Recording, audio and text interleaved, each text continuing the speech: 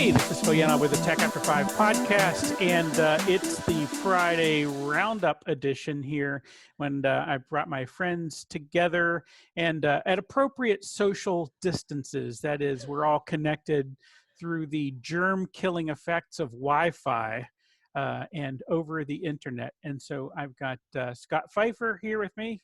Scott, welcome. Always good to be here, Phil.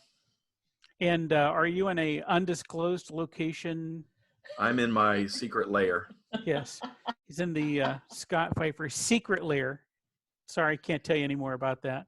And then Carol Hamilton at her undisclosed location, which has a money tree in the background. That's right. That's today's message, is it just grows on trees. Isn't that nice? I like how Carol changes the picture behind her every time we do this. I do. It keeps me entertained because, I can see it too. And I don't want to keep staring at the same thing. So, yeah, it helps.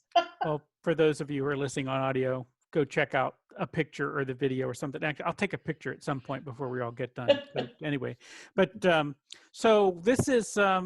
I don't know, how many days are we into this quarantining? This is kind of the second week in this. I mean, the thing is, we got to talk last week. We got some great feedback. We're going to kind of get to some of that here as we go along the way. But we're in this and things are changing. So I want to ask how people are holding up. What do we see when we go out inside the world? I'm going to start with you, Carol, and say, when you go out and talk to the folks you're talking to, who are you talking to and what are they saying? Well, it's kind of a mixed bag, and I think this week was a little bit more sobering. So when I talk to the folks in the local area, the South Carolina, North Carolina region, what I'm hearing is, feeling a bit pent up, and a lot more exploration is going on online. It seems like people are making that transition because now everybody's just given in. This is the way it's going to be, and we don't know for how long. I did have a reminder that in my little lair in North Carolina, I'm not nearly as affected by this actual virus. And I've got quite a few international friends, and I was speaking to some clients from the UK who had just had some deaths in the family from this whole experience. And I just, there's a little bit of a reminder that this isn't just a political football. This is a very real thing happening out there. And so it reminded me to reach out to all the other folks I have that may be outside of our region, New Yorkers and et cetera, and Californians, because this is a very different experience for them. And so I would say that some are doing really well and thriving online, and some people are having some pretty harsh realities. So it's a mixed bag for me. Yeah, it is kind of crazy in that way, right? And when I mean that is like, I mean, we all feel like we're preparing for a storm, right? So we've taped the windows, we got the boards up and all that kind of stuff. I mean, we've begun this question place, and most are saying, well, what am I doing this for? I don't see it. And now we're getting that rumblings at the edges of our social circles. But I'm sure that some of the folks who are listening to this is right there in their lives, right? I mean, they have people who are directly affected by it. So our heart certainly goes out to them. But I mean, in particularly the hot spots at the moment, this is a real threat for them. Yeah, it's very real. And it's easy to forget that as you look out on blue skies and talk to your buddies, and everybody seems to be home wondering just, why aren't we in the same room? What's going on? So it's a powerful reminder. Yeah. I am, my sister is a nurse practitioner up in the northern states. And so I've talked to her, just how is it and how is she going? And so far for her, she feels like she's well insulated. In fact, she said to me, I feel like where I am at the moment is probably the safest place to be. And I said, well, what do you mean by that? And she said, we treat every patient as though they were infected, right? Mm-hmm. Everybody we come into contact, we act as though this could be an infection. So we have to completely scrub everything every time. So they're completely, they're on high defense. They're on high alert all the time. But that is, of course, a stressful situation. And worse yet, I don't think a lot of people think about this unless you got family who are doing this. If you're in the medical profession, a lot of these folks are either working really extended shifts or wacky hours. My sister is working from 7 p.m. to 7 a.m. shifts, 12-hour shifts. And if only she got off in only 12 hours. That's the problem, is she's actually ending up on shift, maybe 15 hours. But it's hard.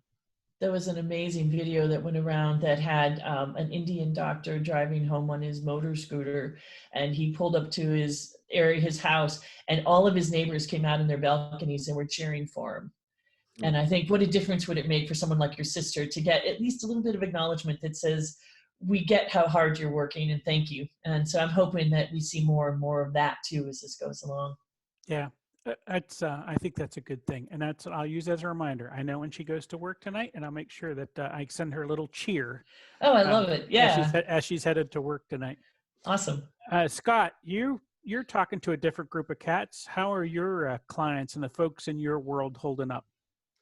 Yeah, so as a consultant, I talk to a lot of different companies and different industries, and the opinions run the gamut from this is going to be an apocalypse that we haven't really priced in yet to this is not even going to be the flu and we're overreacting and we need to get back to work. And that hasn't changed very much. What has changed is the amount of time on each call we spend talking about it. Last week, I would say 80% of the call is here's what I think about what's going on. Here's how bad I think it is. Here's how bad I think it isn't. You know, all of that, and very little on, you know, the call would sort of end with, all right, what can we do? How can I send people home? Or how can we work out working from home? Do we need to send communications to our workers, that kind of thing. This week it's transitioned more in the percentage of time we're spending talking about the coronavirus itself is getting smaller. The amount of time we spend talking about how to help people work from home is getting smaller because for most of those companies, the people that are going to go home have transitioned home and we have been able to communicate with them and set things up and things are moving. And now we are starting to talk about, okay, you know, business and moving forward and what are we doing and that sort of thing. So I don't know that their opinions about it have changed, but certainly the amount of time we spend talking about it has changed. And I see a lot more forward motion. All of the companies I work with are doing okay so far and think they can do okay unless, you know, their customers go out of business kind of thing. But we're talking about things like these SBA loans. I have at least 2, maybe 3 that are going to try to apply for those disaster loans. People are interested in what the stimulus is going to do. One of my companies I work with sells identity management security software to airports, and airports are taking it on the chin right now because airplanes aren't landing. But there's a big chunk of money for airports in the stimulus bill. So what's that going to do? Nobody knows quite yet, or how fast is it going to do it? Those kind of topics are coming up. Can we transition into new lines of business? Can we, you know, is this an opportunity to update things to save money?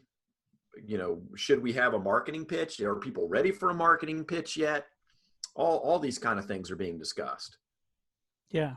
I think that, well, here's a question I was going to, it sounded like you're not affected by this yet, but, you know, we just saw the news that BMW is going to shut down because of supply chain issues, right? They can't get the parts coming in, so they're going to do it. You know, again, my wife works for a big supplier to GE, or she works for a big supplier to GE, and for them, they don't have supply chain issues yet, right? She's able to get the parts that they sell to GE. That all works good, but that was always the biggest risk for them. That the first wave of the risk was a significant portion of what they had was coming from China and would be it. Are you seeing any of that in the folks that you talk to, or is their supply chain still intact? All my guys, the supply chains are still intact. I don't have any manufacturing companies right now. But, you know, like your wife's company, you really have 3 risks out there you're trying to manage simultaneously. Will my vendors go out of business so I can't get the goods that I need to resell or to make what I sell? Right. Will I be forced out of business by the government? You know, your wife's company could just be shut down by the governor. Bam. Doesn't matter if they have vendors or customers. If the government tells them they're done, they're done. That's especially true with manufacturing. So I've got one client that's a construction industry. They bury fiber for companies like Verizon, and their biggest concern isn't that there won't be any more fiber to bury. We have lots of fiber we still need to bury. It's not really that Verizon or one of the big companies that hires them is going to go out of business. It's that the governor's going to shut them down, right? So you have that risk that you'll be shut down by government action. And then, of course, there's the risk that your customers will stop buying from you. So, with airport security software, the risk is, well, the airports quit buying because they're scared. They don't know what's going on. They don't have any money coming in. Maybe these loans will help. They're also trying to pivot to they have non-airport customers that have sort of been not their primary focus. Well, new focus now. Let's go tell those guys to turn up the heat, and that seems to be working. So there's a lot of risks. You're not just managing a supply chain risk. You're not just managing a demand risk. You've got a supply risk, a demand risk, and government risk, just sort of separate from supply and demand. So yeah. So it's an uncertain operating environment. Risks, it helps. Yeah, it's an uncertain operating environment, to be sure. And that's where we kind of came to that from. How are people holding up? Well, the thing is, there are still risks that we don't understand. But folks seem to be kind of navigating through and saying, well, there's the stuff I have control over, that I'll work on. There's stuff I don't have control over, and I can't do anything about that, right? I've got some actions I can take, and the rest of that I kind of have to leave to the universe to figure it out. Well, that's it, right? Yeah. I do think we all have to take a breath on the news on a regular basis. There's no doubt. I do my morning check. Okay, what craziness has happened in the last 12 hours? And then I think you just got to shut it off, because I think the unknowns can just absolutely harass you. And well, it's in any way, right? Our diet affects how we live our days, right? And it's that diet of what we put into our brain really affects our mental state. Now, some of you probably saw this. I tweeted this out earlier. On Monday, I was in a television studio doing a hit on tech stuff and video lighting and all that. And I happened to be, the thing is, it all got condensed because it's an hour show that got condensed into 30 minutes, because at the 30-minute mark, the governor of South Carolina came on and made the announcement about the curfews that were coming up. So they condensed the whole thing. But I stood in there because I wasn't sure what was going on. And I thought, I just want to listen to this play out in this spot, right? So I'm looking at my phone, watching the governor talk, because I was worried about sound, right? I didn't want my stuff to get picked up. So I'm watching the dialogue get printed out on my phone as he talks. And then they finally turned the audio up. And then I hear the governor said, you probably ought to take a break from watching so much news. And of course, the entire news operation groaned, right? Oh, that was my surreal moment of the week of having the governor say, don't watch so much news. But your point is exactly spot on, right? And that is, we got to be careful about the diet. We got to keep our head in a good spot. Because we do our best work when we're ready, willing, and able. And if we are feeling like the world is coming to an end, and at all times, we're just in trouble, and we don't need that kind of trouble. Right. And I have an important corollary that, I follow a lot of news people on, whether it's Twitter or Facebook or whatever. But for me, the rule that keeps me sane that I have to try and follow is, don't read the comments or the threads if you're on Twitter. Just, the news person says something, maybe they've got a little thread of 2 or 3, you can read that. But once you get past where they're and everybody else is, stop, get out. There's nothing good there. It's just danger. It'll make you lose your faith in your fellow man. It'll make you angry. Just stop. And if I find my blood pressure going up, I'll look at the top. It's like, am I in a threat? Oh, I'm in a threat. How did I accidentally get in a threat? Get out of there. Yeah. Because you can curate on social media. You can curate the voices that you're hearing, right? Yeah. Right. Follow people or unfollow people. Yeah. And I have unfollowed people who republish things from people I don't want to hear from. Right. Too much. It was like, all right, I like you, but you post that stuff too much, you're out. Right. And you have to be ruthless with that. But for the love of God, don't get caught down in the threads and the comments. That is just a terrible, terrible place to be. I did that. There was a company who did something I thought was just exceptionally good thinking. And I then went down to, to look at all the cheer and praise that they were going to get. Oh my God. It was like Trolls Anonymous. Oh yeah. Could not wait to find ways to critique and pull apart and, oh, those horrible people. And they didn't read the article. They just came Right. out swinging. Oh, And I was like, absolutely. do you see what they're actually doing? And I went, you know what? You're absolutely right. This is not my place. I do not belong here. It is I a am the dismal alien in this swamp. world. Yeah. I don't know if people need to hear that from us, but it's so true, right? I mean, I like to think they'd figured it out on their own, is my only point on that, right? But yeah, it is absolutely true. And I love that point Carol makes in that bit. It's like, and you read a thing and you think, oh, this is so awesome. Everyone's going to love this. And the first one you hit is like, oh, the guy who's expressed the most outrage is this. And yes, he tore it apart because it's the wrong shade of blue. Who would do that? That means something in some obscure culture, and like, oh my God, stop it. Okay, so people This are is how you're holding up. using your time. I Okay. think people are holding up. We've gotten generally good reports, but we think our advice to you on that is a little, again, try to keep track of that media diet. Also, keep track of what you're doing. You keep your body going, right? Go take a walk. If you're a gym person, I know you can't go to the gym. You've been in that loop, and now you can't go to that loop. So, go run around the neighborhood or do push-ups in the backyard or burpees or something like that. But go do what you got to do. Set up a gym in your garage if that's what it's got to be. But you need to give your body a little bit of activity because it is building up tension, friends, and you got to get that out of there.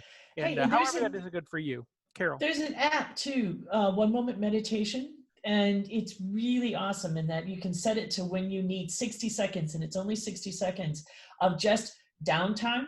There's if you go to 1-Moment Meditation online, you'll see a little 5-minute video that's stick figures, and it tells you what it is and why it works and how it can work and how it can build a meditation muscle that just takes you out of I can't stand the crazy anymore. I need 60 seconds break, and then come back feeling a little bit more refreshed. And it's pretty amazing. If you practice it frequently, it can have huge impact just to take you out of and into a little more calm. Yeah, all right. that's Take great that link. advice. Go ahead. I was going to say, if I get to the end of the day, I can really tell a noticeable difference in my mood if I've had my 10,000 steps or if I haven't had my 10,000 steps. I mean, it's a big difference. If I'm down, I pull out the phone and look, and I'll be like, oh, I've got 1,500 steps today. No wonder I feel so stressed out. And I'll go for a walk. Nice. Right. Yeah. Okay, and I just sent you a note, say give us a link so we can stick that out and give it to other folks because I didn't quite get it. I don't know if I'll be able to read that later. All right, so we think people are holding up pretty good. What have we learned in a week is our next question.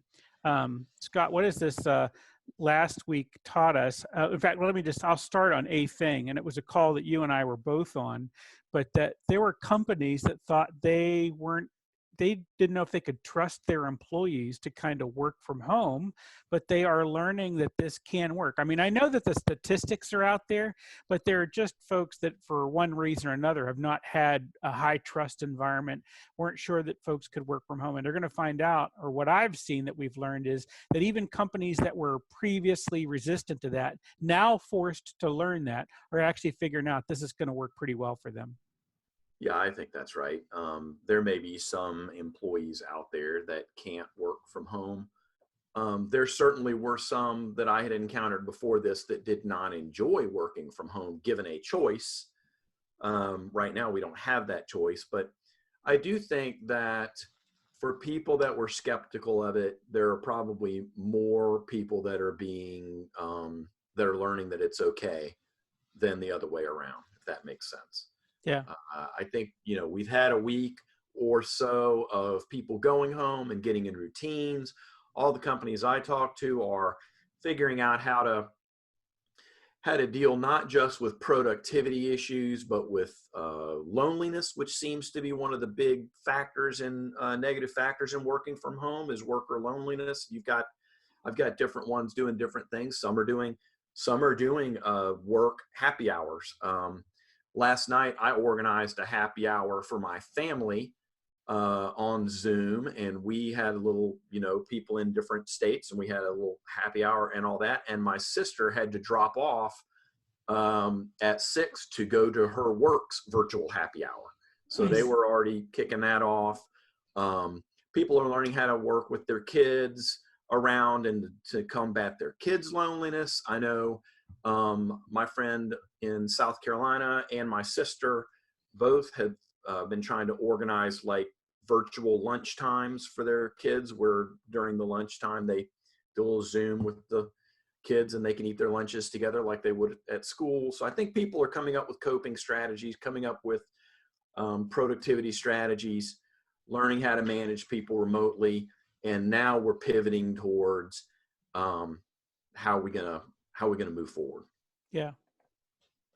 Yeah, I think we're seeing. I was on a call, and the person's child was in the room and thought it'd be fun to play with the camera, and came up and put their head down through the top of the camera, so it came hair first and then face.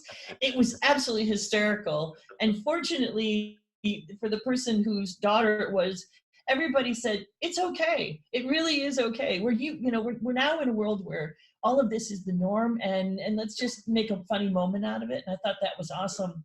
I was also on a call where they were using Zoom with Mural, and you have Google Docs, which was this very nice formatted place. It's very white.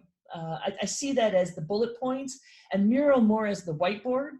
And I like the idea as I'm watching my clients, they're all exploring all new ways of communication. Before, we didn't have so much reliance on it, so it seemed like you could kind of settle into one thing. And now it seems like there's a lot more, okay, if this is going to be going on for a while, how else can we make this so that we're not all dropping off to sleep? Yeah, I think that's an important thing. In fact, that's the next bullet point for this was, what are the Zoom learnings we have, or what are and that's really, it's not Zoom in particular, but it's the collaboration learnings of video conferencing, right? This is a new environment for people, and I saw them learning it this week. Some of them easy, some of them hard. But I think there's lots of opportunity, and some folks are getting it and some are not. But what are some of the things we've learned over the course of a week in that? You brought the whole thing of having folks drop in on them, right? Or having weird little bits of weirdnesses. I did a piece earlier in the week with a local TV station where I talked to them about, what are the things you need to learn, setting up your microphone. We've had folks on, for example, one of these ones, I don't think I talked about this yet. We had one where someone was using an iPad outside and they had no headset mic on it. And when the wind would blow, it just sounded like roaring thunder across that microphone, and it would happen periodically, right? So, people are learning how now to use the mute button, the moderator to use the mute button. Folks are learning to bring headsets with them or something else that brings good sound. Lots of complaints about lighting. Of course, we have Scott here with the heavy duty backlight on him, but we've had lots of complaints about not having well lit subjects in Zoom calls, right? In fact, that was one of the reasons the TV station wanted me to be there. They said, you know what, we're having to do our interviews with all of these people all over the country or all over the state for them typically. And the lighting is just terrible for them, Yeah. right? I mean, they're just so dark that it's hard for them to be seen.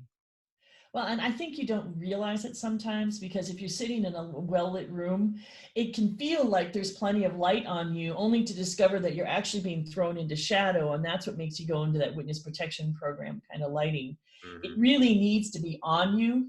And you can't always count on daylight. Even if you have your typical setup, you can't necessarily count on daylight, because the difference can be profound from one cloud passing by versus having full sun.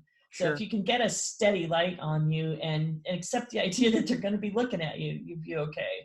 Yeah. We can always see you, Phil. So. Yeah, I would like to have a little light that sat on my desk right here and gave some diffuse, not blinding light right up in me. But I've looked on Amazon and stuff for something like that. Haven't found anything yet. Yeah. And it's I'll try to put a link in here, because I've got mine is actually, and I could give you a reverse shot here in a second, but mine is actually a little tiny battery powered panel. It's got 6 AA batteries in it, and it's variable. It's like and when we do this, I have it set at its lowest setting. But it's just to give that fill from this side. I'm sorry, this is the key light. this is key from this side, right? And then I fill from the window. It's diffuse lighting, but like Carol said, I can never count on this because it's outdoor lighting, right? So Right. sometimes it's there and sometimes it's not. Yeah. But anyway, just having something to kind of, so as I was coaching a friend on this week, he wanted to jump on a call. In fact, he said, can you just jump on this and check with me? And the way he had it set up, he was in an office environment, and office environments are harsh overhead lights, right? Yep. And, you know, if you're right directly under it, it causes there to be a brow shadow, right Yep. underneath. So he had black pits in his eyes. And I said, you know, this is not, I mean, it's good, but it's not ideal. But if you would just sit back and let the light hit the front of your face, that helps in that spot. I want to tell you another thing. I had someone ask on Zoom this week, I thought was funny. She said, it was someone who said this on Twitter, and they said, I am hoarse from yelling into my Zoom calls all week. Oh. And I said, the issue, I said, I don't know. I wasn't on the call. Here are the two things I would tell you. One, turn the volume up in your head so you can hear the other people. Because if you can't hear them, your voice will naturally yell. Sure. And I said, and if it's not that, the other thing that people don't realize is if you're doing it on a phone or something like that, and or some screen, and you've got it far away from you, and the people feel far away, you will project to them because your head thinks that you're yelling at Carol Hamilton, who's 12 feet away, as opposed to, you know, someone whose face is right up next to me. So you want it to be in a spot where your chest and throat feel like I'm talking to someone who's 6 feet away or 3 feet away, even though you're, I don't know, you're like 40 miles from me, and Scott's maybe 10. So, you know. Well, even having this headset, you know, that's one of the things I prefer. And I know not everybody does, and that's okay. I just like the consistency because I have a tendency to move my head around.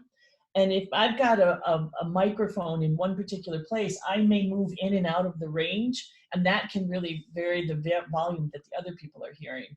Oh, it's terrible. I mean, and so that's why I don't like doing a front center mic on that in these spaces. And that's what Scott has got. He's got a blue Yeti blue microphone. I have a blue mobile. Yeah. Sure. The issue that we have, and of course, now I would say from Scott's standpoint, I haven't noticed it on that space. That microphone's got a wide pattern on it. Yeah. But if you're using a directional mic on a lapel mic, and having mic'd guys for live events for years, you'd stick a lapel mic on their chest in the front of them because it would work, and they would turn their head away from the audience and away from their own chest, right? And you know, you'd get that fall off, so it didn't work. So, you know, trying to get your audio good. If there's anything you can do about your Wi-Fi, you want to do that. That's a Zoom or any call like that, but having good internet from where you are. So if it's a particular spot of the house, then get yourself there. If you need to get a booster, get a booster. Or if you need to be wired, wire it, but just solve that issue so that you're not all crunchy audio for everybody else. Because even if I can see your smiling face, if I cannot hear you, that's crunchy audio is just terrible. Right. Agreed. One quick learning, by the way, and I don't know if either one of you saw the thing I did with Amy Wood earlier this week. This was so awesome. And I say it's awesome because I love her to death, and she's a pro, but she did and I'm going to guess it was Skype. I couldn't see exactly, but she did a Skype interview with somebody, and she did it off of her phone. And that would be okay, except that she never checked her shot on the phone, and she left it on the other camera. So she recorded an entire interview with a government official with her camera pointed at her coffee cup, handheld, and because it was flipped the other direction. So the whole video, there's her talking, and there's the other person talking, and then just a lipstick besmudged coffee cup. And it's just kind of rolling, and it's handheld, so it's rolling in and out of the frame while she's doing this, you know. Isn't it great that the professionals do that? I think that's just a wonderful story. Yeah, she says, "I'm never going to live this down." And it's like, Amy, nobody would have known, but you told us, and then you ran it as B-roll during my interview. So I mean, there was no question about what was going on and who did it. And then, of course, I was doing this with Ben, and she's laughing hysterically. You know, she's standing 10 feet away working with the next guest, and she's just laughing. She's like, "Oh, I just can't believe I did that." And I was like, "Yeah, we just kind of goof it up. You didn't, you know, again, doing it like that. you know, the thing I love about how we're doing this now here on the way, and again, using Zoom, and I use a big screen and I set us up in gallery view, is I get to see if you believe me, but I also have a confidence monitor right next to it. And I can know, what do I look like? Now, it's not good, but it is me. And I'm willing to, you know, but I can understand what's going on over the air. What are we going to record? Yeah, I was going Yeah. to say that gallery view is one of the big learnings I've had. I mean, it's really, it's if you got more than two people, it's just the way to go, you know, as opposed to the speaker view where people are just popping up and somebody makes a noise and that drives me bananas. Yeah. Yeah. Yeah, I like it. I think these are great tools. I think this is so much better than I expected it to be. You know, so much of my life was live before this. I am actually really pleasantly surprised by how much connection you can get online, and I had not given it its due prior to this. Yeah. So, I yeah. think if everybody was on a Mac, on an Apple device, if you're doing only Apple devices, you could get by doing this on FaceTime. But because we have people using different devices in all kinds of places, then you have to have something that's agnostic to the platform. And That's there right. are a bunch of tools out there. But, and I heard someone else say this, so I'm kind of, and I said, when he said it, I said, he got it exactly right. What Zoom has done is they realized what was hard about every other video conferencing, and they relentlessly took out all the hard parts, right? Mm. This is Yes. and I get that people are getting used to it because they're new to it. And even I feel like I'm a little new to it, but the control surface on this thing is awesome, right? I mean, I've got a chat window up where I can watch you. I can see all of your faces. I can mute people selectively. People can raise their hands. I can move to them, you know, and we're not using, you know, there are other bits. Scott and I've been in bigger meetings, right? But there are bits where like I can say, hey, there's 20 of us. Now we're going to break up into groups of 4 and throw Yep. you into rooms, and you can go off and do that thing and then come back and still be in control of that as a single session. So I think it's pretty clever that way. Yeah, I got to figure that out. That's pretty cool. Yeah. I love the breakout rooms. There, you know, for somebody who's got a training history, those are awesome. We were in one of those yesterday. You set the timer and it's so seamless. You hit a button that says, yes, take me to my breakout. As the facilitator, you can drop in at different breakout rooms and just see how the conversation is going, see if there's anything they need, see if they have any tech issues. It's absolutely brilliant. Yeah, Yeah. that's really Very cool. awesome. Yeah, I like this a lot. So listen, one of the things we did here is we sent out an email to the audience and kind of got some feedback from them. And I want us to kind of walk through some of the things. I mean, this is awesome. We have a wonderful, engaged audience. I love that. Thank you for writing and talking to us. And now we're doing this primarily over email today. But I asked folks about how they were doing and how we might be able to help them. And we got a bunch of different responses. So I'm going to start and just let Carol pick one up, and then Scott, you'll grab one after that. But just pick one of these and kind of take what you got out of it and how we might be able to help them. Well, I really liked that we heard that how touched they felt by your email. And what I loved about your email, Phil, is that you weren't asking for anybody to buy anything. You were just saying, hi, human connection. And you got a really nice piece back that said, I just hate social distancing. And so I think that part of what that email does is it redefines social distancing. We're finding ways to reach out where we can't just shake hands and be in the same room. And I think that maybe we need a new term for it now. Instead of saying social distancing, it's tech connecting. And that we're resetting our brains to say this isn't painful. This is now the new way of doing things while we're here. So I really liked that she felt so touched by it, and I appreciated her feelings on that.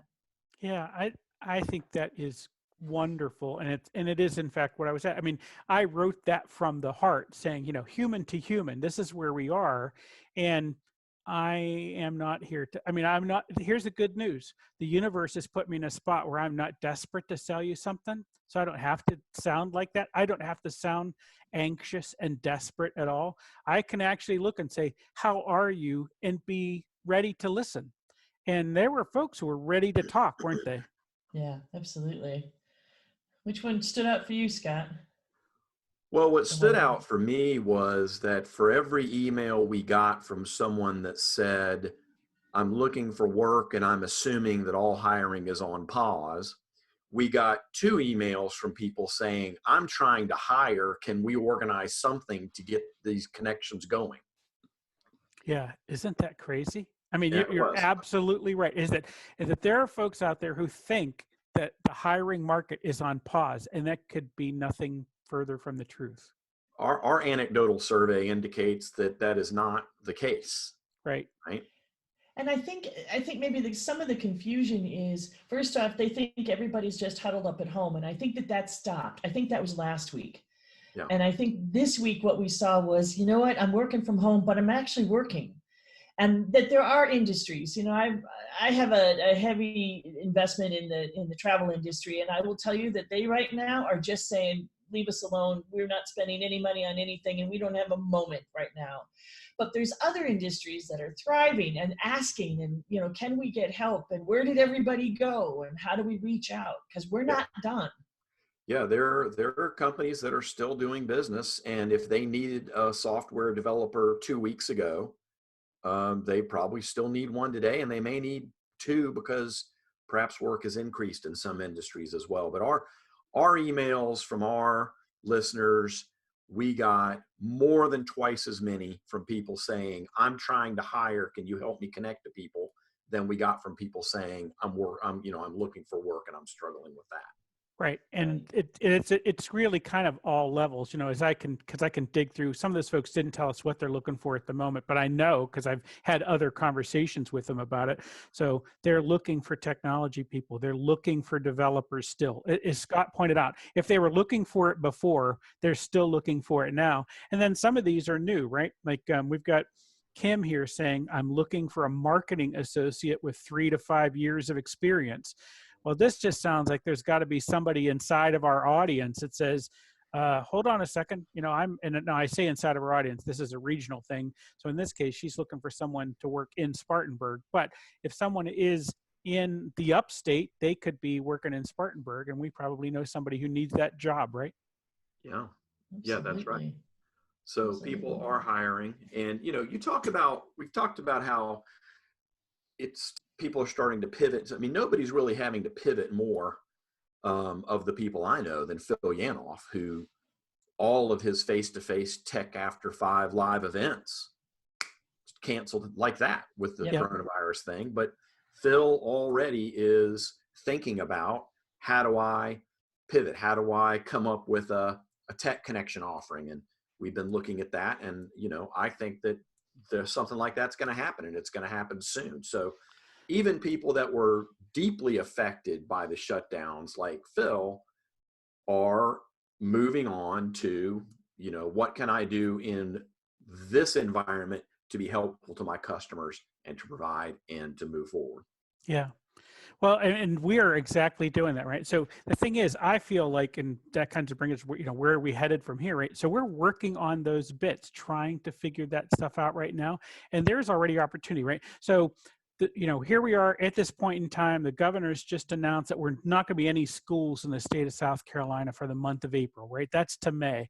So, we've not announced this, but that looks to me like we will push all of our events to May. I thought at one point that maybe that last week in April would be clear, but I no longer believe that, right? I think that we're at a minimum, everything's going to go to May. So now my thing is, I think we're willing, and we're beginning to formulate some ideas for some experimental online events in April, right? And I think some of those are going to be things that you've seen, because I know that people are comfortable with it. When I say seen, so we would do an event for the Charlotte group and one for the Columbia group and so forth. But I expect there to be heavy cross-pollination, and I expect us also to come up with a plan for something. And this is the coolest thing. I mean, this is an opportunity for me I didn't have before, right? Which is now, I mean, you look through even just the emails we got of the people who do not live inside of our service area. That is, they're not in the Carolinas or Little Rock or whatever, but they're planning to move here, want to make connections here. And now I can say, hey, guess what? You live in New Jersey, but I'm going to invite you to Tech After 5 in Greenville this week, because I know you want to move to Greenville, and we're going to have a virtual event. And guess what? Your transportation costs for that, $0. Yeah, and I think this is such great news, because I even saw one of those letters said, well, I'm sure, I'm really worried about the tech industry in Greenville after this is over. And I thought, oh, we got to get you in on the loop here, because That's this right. isn't going anywhere. In fact, this is actually growing. That's the nature of this beast. I love this idea. We've got breakout rooms if the crowd is just too big. Yep. We can toss everybody in and then bring them back. I mean, we can there's so many things that can be done. This is really, I love, like you said, all the looking, all the connecting without having to get on a plane to come see what's going on here. That's awesome. Yeah, so we're that I just think is we're in an incredible spot to do something brand new, and I'm super excited about that. Now, it's up to me to figure out what the revenue models of these new things look like, and there are other things that we want people to do. But the fact is, we know what the path to execution looks like. Now I just have to make sure that all the parties are correctly aligned and that this just makes economic sense for us to do this, right? But again, I just think this is easier. And a thing I pointed out in a meeting earlier today was there are things that I've been wanting to do but never done because I didn't have the time. Now I've got the time, right? I've said, oh, well, you know what? I wanted to run that experiment, but there just wasn't enough of me to go around. I've got extra me at the moment. So I'm using the extra me to find some other cool ways to help people, right? And that's kind of where I am at the That's moment. awesome. The I world think needed more Phil. yeah, I don't know. Well, look, there's more Phil to go, more Phil to That's do. awesome. So we got some cool stuff. Let me tell you a thing that I've got. I have this sneaking little idea. One of our idea was how do we spotlight and let people do quick presentations. No one. I don't think anyone wants to sit on here and sit around in a digital room and watch a 40-minute presentation. We're just not going to do that right now, right? Right. I mean, things are just going to go wrong in a bunch of horrible ways if we do that. But I can perhaps do a spotlight on somebody and let them do a short presentation, do sort of a community interaction thing, right? So I've got somebody that I'm going to do a little test just to kind of see if I can make that presentation piece work. And then if we can do that, then what I'm going to do is we're going to come back here and have that opportunity to bring folks. So a format for a Tech After 5 event might be, hey, we're going to bring somebody here and let them do a 6-minute or 10-minute or something like that presentation, something short. I think we're going to keep it in the short space, but they get to talk for 5 minutes and then they're going to open up to Q&A and the audience gets to be part of this thing. Love it. I just think it's a cool idea, and it's a way, we experiment with that, then we can go off and do other things that, again, where we have sort of sponsored events where these sponsors have an opportunity to actually, we have a chance to make them tighten up their message, be able to deliver value in a shorter amount of time, and do it with an intensely interested audience who right now is craving connection and still has the same business problems he had to solve before. I mean, this is kind of cool in a way because you think about it, people, in tech, they were selling to the clients by schmoozing them all the time. They'd take them to lunch, they'd take them to dinner, take them to lunch, take them to dinner. That's gone. That's stopped. Right? And so right now they're craving connection with their prospects, and I can help them figure out some way to do that in a meaningful way. And so I'm just kind of excited about what I think the opportunities are for us to do events with people and kind of help spotlight some really cool people in some incredible digital rooms. So I think this is a very interesting time for us, and we're only limited by my ingenuity. So. Well, I think you're the right leader for this, and I think it's awesome, and I think this is something that's going to be around long after Corona is a forgotten anecdote. Well, the thing is, what it allows us to do, right? We get this right. This allows us to always be able to do this with folks who just simply couldn't make it to one of our live meetings because we've taken the transportation cost element out of this, right? Yep. And what I'm trying to do with all the companies I'm working with is talk about how we can make changes that help get us through this period, but that also can last beyond this period and be improvements to our processes, whether it's our business processes or our customer relations or vendor relations. But how can we make changes that are going to serve us for a long time? Think outside that box, and it's been very good. Yeah, I'm gonna Yeah. tell you what I get from that is that there are different people who are processing this at different spaces and they're in different stages, right? And I love the fact that you've got clients that are beyond triage. They're now genuinely thinking ahead. And I think Carol has alluded to this too, but I felt like a lot of the folks that I've been talking to, they're still in the triage mode and trying to adapt to the new normal before they figure out what's gonna last here. Mhm. Yeah, and I think we're coming to that tipping point when we're really going to be looking at how do we now lead out of the dark. So it's been this really, really difficult time. And I think we're going to be looking forward to what's the story in the media going to be about our company, our industry, what is our vision of where we're going, and then taking these tools with us. I think about how many global leaders I work with who have always been just a little bit hesitant on the Zooms and all of these things, and they haven't really been good at it, and they've never really pushed themselves to be good at it. And I think this has really put the highlight on time to get good at this and now bring this forward. Yeah. Yeah. So, I think it is an exciting time. We got some cool stuff ahead of us. All right, it is time for us to get gone. I got something else, and this, folks can only take so much of us. There's a maximum effective dose apparently for what we're doing as well. So, Carol Hamilton, tell people how they can find you if they want to find you at another time. they can find me on LinkedIn at Carol Hamilton Live, or they can email me at carol@redfoxroad.com. Excellent. And my pal, Scott Pfeiffer, you can never have enough Scott Pfeiffer in your life. So if I needed to get another dose, how do I make that happen? I'm on LinkedIn as Scott Pfeiffer. I tweet at fscottp. My website is www.fscottp.com. And you can email me at strategybusinessconsulting@gmail.com. All right. Super. All right. I am Phil Yanov, and I am here with Tech After 5. And of course, you can find us on Twitter at Tech After 5. You can find me at Phil Yanov, and you can even find me at philyanov.com, which solves the problem of both you seeing me and finding Tech After 5 at exactly the same time. So live events are on pause, but we've got virtual events coming up. You definitely want to be on the mailing list.